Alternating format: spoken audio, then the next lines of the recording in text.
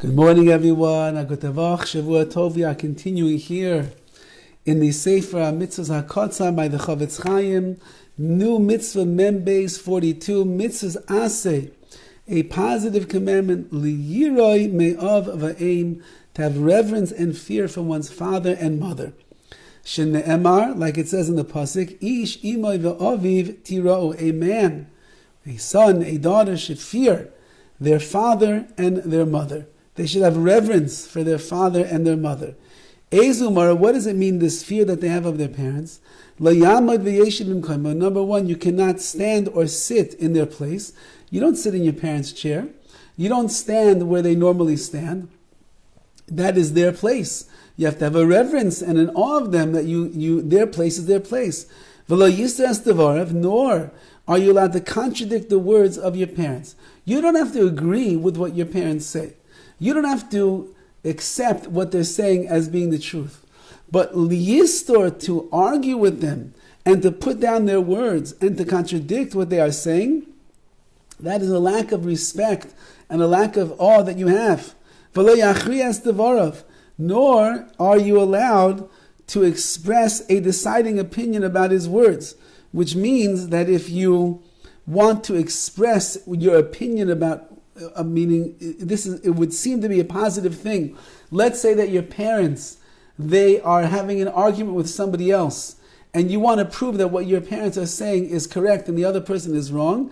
Even that you're not allowed to do, because it shows that you feel that your parents' words are showing some kind of a weakness over here against somebody else. Even that would be a lack of respect for the parents.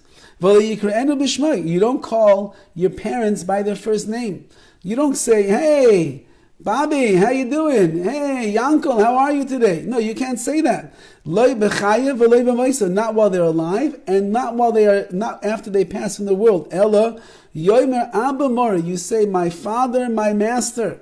That's how we speak about our parents. We don't call them chas v'chalim by their first name. What a lack of respect to do such a thing. Rather, we speak about them in reverence. Abba mori, my father, my master. A father and a mother are equal in these laws of kavod, of honoring them, like we said the other mitzvah, and more in the reverence that you have to have for them. Somebody who transgresses this mitzvah, and you are lenient in the area of the reverence and the fear that you're supposed to have of them, bitel mitzvahs are saying you negate a positive commandment, unless they said that it's okay for you to do such a thing. A father or mother who wants to forgo their honor are allowed to do such a thing. So if you are in the dining room and you need a place to sit, and your mother or father says, "Okay, you can sit in that seat," so then you did not transgress the prohibition or transgress the mitzvah over here.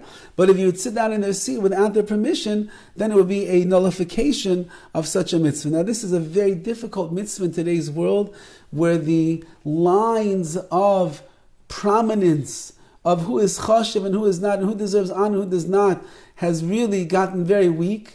And many children show a great lack of respect to their parents, and it's incumbent upon Klal Yisrael to remember that there is a hierarchy of existence.